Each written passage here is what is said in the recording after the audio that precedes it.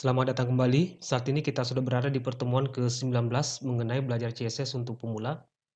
Dan untuk video ini kita akan bahas mengenai properti float pada CSS. Dan di sini saya sudah siapkan file pertemuan 19-html dan style 19.css yang akan kita gunakan sebagai file latihan yang terkait dengan float pada CSS. Nah, baik sebagai langkah awal, ya sebelum kita bahas mengenai properti float pada CSS, langkah pertama yang akan kita lakukan tentu menghubungkan file HTML ini dengan style 19.css. Di sini di bawah tag title kita gunakan tag link, kemudian nilai di dalam atribut ref ini yaitu folder CSS, kemudian kita cari style 19.css. Oke, sekarang kita sudah terhubung dengan style 19.css. Nah, langkah yang kedua, di sini teman-teman harus siapkan satu file gambar, ya tepatnya di dalam folder belajar CSS. Nah, di sini ada folder gambar ya. Folder ini kita buat pada saat kita bahas mengenai properti background pada CSS. Nah, nanti gambarnya kalian simpan di dalam folder gambar ini. Dan di sini saya sudah punya file gambar ya. Nama filenya adalah float.jpg. Ya, akan kita gunakan sebagai bahan latihan yang terkait dengan float. Nah, baik sampai di sini untuk Windows Explorer-nya saya close. Kita kembali ke Visual Studio Code-nya. Kita akan masuk ke topik pembahasan kita mengenai properti float pada CSS. Nah, jadi properti float pada CSS itu digunakan untuk memposisikan elemen yang berada di samping, baik di kiri maupun di kanan. Dan properti float ini itu paling sering kita gunakan ketika kita ingin ya ada gambar yang dikelilingi oleh paragraf atau membuat gambar berada di samping sebuah teks. Nah, misalnya di sini saya punya H2 ya sebagai judul artikel. Anggaplah judul artikelnya elemen float pada CSS. Kemudian di sini saya akan memanggil gambar yang saya siapkan tadi menggunakan tag img. Kemudian nilai di dalam atribut src ini itu di mana file gambar tersebut kita simpan. Ya, tepatnya tadi di dalam folder gambar ya. Ya, jadi di sini folder gambar lalu slash, kemudian kita cari nama file gambar yang akan kita gunakan. Dalam hal ini float.jpg. Ya, jadi di sini teman-teman tinggal sesuaikan nama file gambar yang akan digunakan. Saya gunakan float.jpg.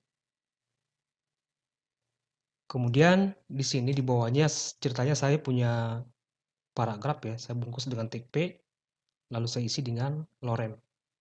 Saya tap di keyboard. Oke, sampai di sini untuk setbar sebelah kiri ini saya hide dulu. Kemudian kita akan jalankan file pertemuan 19.html. Kita kembali ke folder belajar CSS-nya. Kita cari pertemuan 19, ya, klik kanan, kemudian pilih open. Nah, di web browsernya sekarang itu kita sudah punya 3 elemen HTML. Pertama tag H2 sebagai judul artikel, lalu ada tag img, ya, satu buah gambar, kemudian satu buah paragraf. Ya, saya bungkus dengan tag P. Atau ketiga elemen ini kita bungkus ke dalam sebuah kontainer ya. Di sini setelah tag body kita bungkus dengan nama kelas kontainer titik kontainer, lalu saya tap di keyboard. Kemudian untuk tutup div-nya ini saya blok, kemudian saya klik kanan, kemudian pilih cut, kita pindahkan di sini ya sebelum tag penutup body. Saya klik kanan di sini, kemudian paste. Nah, sampai di sini kalau kita lihat hasilnya di browser, ini tentu belum ada perubahan ya, sampai kita berikan style kelas kontainer. Oke, kita ke file CSS-nya, kita akan style dulu untuk kontainernya. Di style 19.css, titik kontainer atau kelas kontainer. Yang akan saya berikan untuk kontainer ini, pertama saya akan tentukan lebar dari kontainer ini ya, menggunakan property width. Lebarnya 800 pixel. Kemudian untuk marginnya, menggunakan property margin. Untuk bagian atas dan bagian bawah sebanyak 30 pixel. Lalu spasi untuk kiri kanannya itu auto. Ya, supaya ke tengah secara horizontal. Oke, sampai di sini. Kita lihat hasil di web browser. Saya refresh. Nah, lanjut mengenai property float pada CSS. Jika kita ingin ya paragraf ini berada di sebelah kanan dari gambar ini, atau gambar ini dikelilingi oleh paragraf, maka kita bisa berikan property float pada gambar ini. Nah, caranya di sini kita sudah punya tag img. Tag img ini bisa kita gunakan sebagai selector CSS. Di style 19.css, di sini selektornya adalah tag img, ya. Atau jika teman-teman ingin membuat kelas di dalam img ini ya silakan ya. Untuk kali ini kita gunakan tag img. Propertinya adalah float, kemudian value-nya adalah left. Kita lihat hasilnya di browser, saya refresh. Nah, maka paragraf ini akan mengisi ruang kosong ya di sebelah kanan pada gambar ini.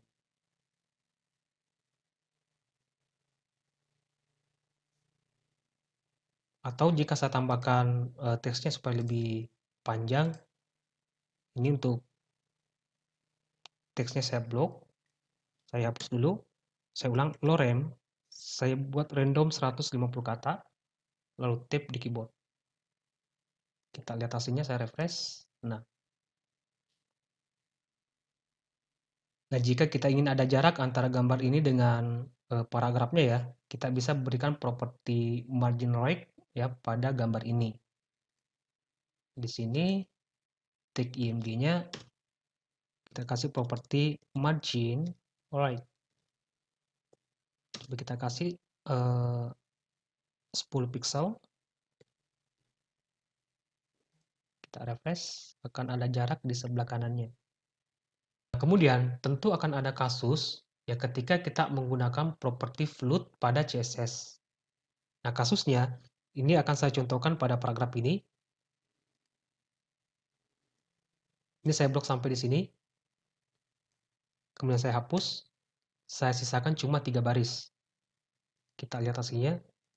Nah, sampai di sini belum ada masalah ya. Tapi ketika ya saya punya elemen lagi di bawahnya, di bawah tag P ini ya.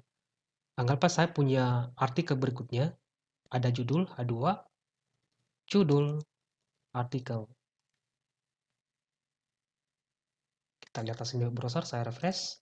Nah, judul artikelnya itu akan selalu berada di samping gambar ini, bukan di bawah gambar ini. Jadi setiap kali kita menggunakan properti float ya pada CSS, maka elemen setelahnya itu akan terus berada di sampingnya ya, bukan di bawahnya. Dan sementara kita lihat di sini elemen setelah gambar ini yang kita berikan properti float ya tag P dan tag H2. Ya selama kontainernya cukup atau muat. Ya, jika tidak cukup ya baru dia turun ke bawah. Nah, untuk mengatasi hal seperti ini, ya karena kita ingin judul artikel atau artikel selanjutnya berada di bawah gambar ini, ya maka kita harus hentikan float tersebut. Nah, caranya dihentikan, ya karena kita ingin judul artikel selanjutnya itu berada di bawah gambar, maka kita hentikan setelah tag P di sini. Ya, kita hanya buat kelas di sini, nama kelasnya bebas. Ya, saya buat kelas namanya clear, lalu saya tap di keyboard. Ini kita biarkan seperti ini, jangan diisi apapun. Tinggal di file CSS-nya di sini. Nama kelasnya adalah clear. Lalu propertinya clear. Kemudian nilainya adalah left. Ini untuk menghapus float dari kiri. Sekarang kita lihat hasilnya, saya refresh browser. Nah, maka judul artikel ini akan pindah ke bawah. Dan jika saya punya artikel lagi di bawahnya, Ya sama dengan paragraf pertama. Di sini H2, lalu IMG, folder gambar. Saya gunakan BG3. Lalu di bawahnya ada paragraf lagi, lorem. Oke, saya refresh ya browsernya. Nah, ya jadi sekali lagi, ketika kita menggunakan properti float, maka elemen setelahnya itu akan selalu berada di samping. Dan jika kita ingin menghentikan float tersebut, ya cukup kita membuat div dengan nama kelas. Nama kelasnya bebas, tinggal nanti di CSS-nya gunakan properti clear. Dan mengenai nilai dari properti float ini, sebenarnya di sini ada dua ya. Pertama ada float left, yang kedua ada float right. Kita lihat hasilnya browser, saya refresh. Nah, maka gambarnya akan berada di sebelah kanan. Dan lagi-lagi terjadi efek float di sini. Untuk menghentikan float dari kanan, itu kita bisa gunakan clear, namanya right. Ya, kita harus bersihkan float dari kanan. Saya refresh. Nah, dan mengenai gambar ini, jika gambarnya terlalu besar atau kekecilan, itu bisa kita ubah dimensinya ya. Coba di sini IMG, kita atur menggunakan properti width ya. Coba gambarnya kita naikkan 300 pixel. Oke, saya refresh. Nah, semua gambar itu lebarnya 300 pixel. Ya, jadi satu catatan di sini, ketika kita menggunakan properti float ya, maka ingat menonaktifkan atau membersihkan float tersebut ketika tidak digunakan lagi. Baik, saya rasa cukup untuk video kali ini. Semoga bermanfaat dan sampai jumpa di video berikutnya.